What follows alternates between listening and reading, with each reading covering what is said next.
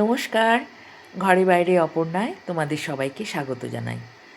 আজকে আমরা চললাম সাজগোজ করে বন্ধুর ছেলের বিয়ের রিসেপশানে। রিসেপশানটা ছিল রিষড়ায়। আমরা বালি ব্রিজ পেরিয়ে এখন রিষড়ার দিকে এগোচ্ছি। খানিকক্ষণের মধ্যেই আমরা চলে এলাম বিয়েবাড়িতে। অ্যারেঞ্জমেন্ট খুব সুন্দর ছিল। আমরা এখানে কি করব, কতটা এনজয় করলাম তোমরা দেখতে থাকো।